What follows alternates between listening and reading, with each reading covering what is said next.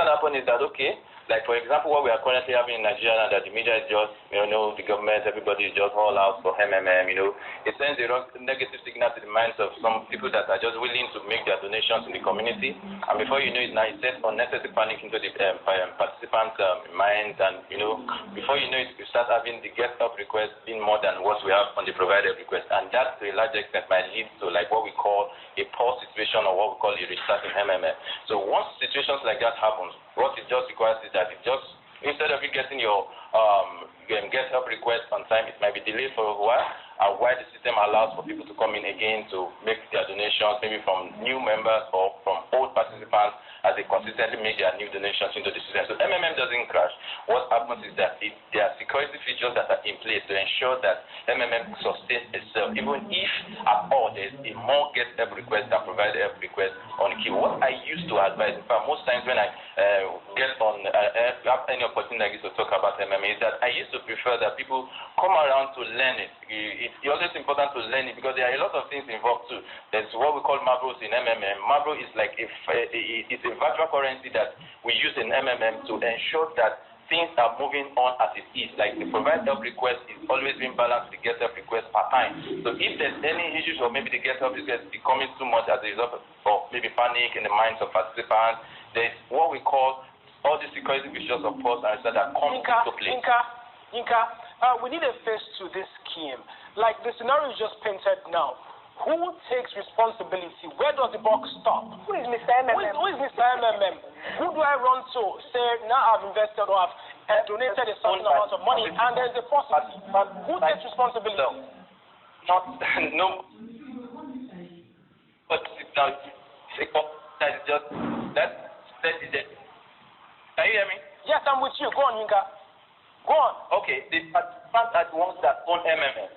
Every one of us, all the over 2 billion participants are the ones that own MMM. Whatever we want to, how long or how short we want MMM to go, is how it will last in Nigeria. So there's no question of whether it will crash or not. It's the participant that decides for themselves. As long as we keep providing and getting help with ourselves, we can go for as long as we want. So there's really nobody to, if you want to watch for GPF, you will start with 2 million participants. Okay, so I need to establish this, Yinka. So are you saying in a nutshell that we do not have someone to take responsibility for MMM? Am I saying that?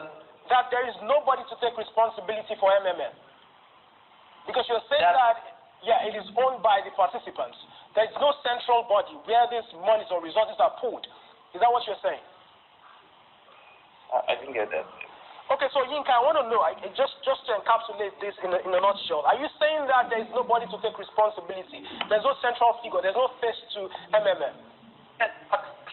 Parents take responsibility for every of their actions. That's why we say in MMM, our actions and inaction determines our lifestyle. Okay. It also determines our lifespan. So it's all participants that have a responsibility to understand the ideology very well, and we keep by it. We uphold our ideology and we keep providing help within ourselves. Okay, so we all have to be responsible for whatever happens in MMM. Okay, so the key word is being wise. The help Yinka is talking about is a help that has interest elements. If it is a natural help, okay, if I want 10,000 naira, give me, you give back 10,000 naira when you have it and all that. But we are talking about a scheme that is growing in leaps and bounds every month. But let's look at the overall implication on Nigeria's economy. The scheme, it is here.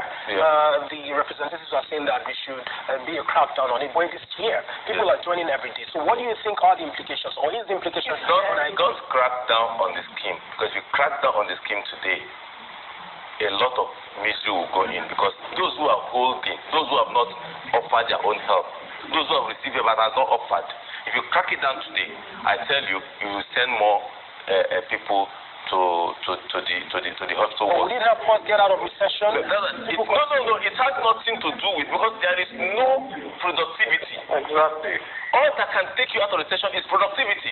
No productivity. You are only exchanging money and increasing the flow of money, and just increasing the nominal budget. I mean, the nominal quantity of money. What if I take it off and then run away before it crashes? That's what I'm telling you. So, what is the possibility? You can just put in a 1 billion today, and in 30 days you get 1.3 million, and you run off. So that means the next person who wants that 1.3 million that is waiting for that one will not get it. So let us take the same question. You're taking about 30%. Lester, what do you think, Osilamana, what do you think the implications of this scheme would be on Nigeria's economy if it continues, let's say, till next year? No, like Lester said, it doesn't really have direct implication on our economy. We're in a recession. Now, the only way you can actually crawl out of the recession is through, productive economic activities. And this MMM activity is not that. I want to disagree with Lester here. He said, I agree that there shouldn't be a crackdown, but I really will not feel any pity for any fool. I'm sorry to say, any fool. We would have to correct that. Osilama, you're not allowed to use words like that on the program. It's incontinent. Yeah. Fool and his money.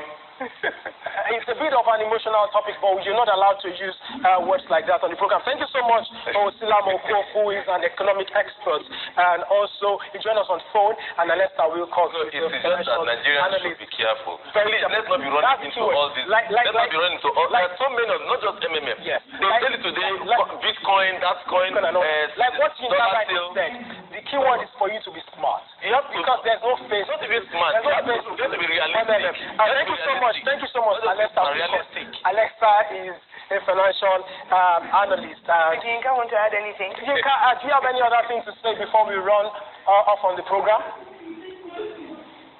Thank you so much. Quickly, in about 5 seconds. In 5 seconds. At once that make them, as long as we imagine and getting them ourselves, we have issues and we can sustain it for as long as we all want. All right, thank you so much, Yinka Odeyemi, who is an MMM guide. That's all we can take on the program today. Like we said earlier, the key word is for you to be smart and eagle-eyed if you want to be part of MMM. All right, Faladele, the conversation continues on social media. Oh my goodness, Wale, this was a very hot one. I'm so glad I was a part of it. All right, remember that you can tweet to us at TVC Connect using the hashtag TVC Trends and send your suggestions.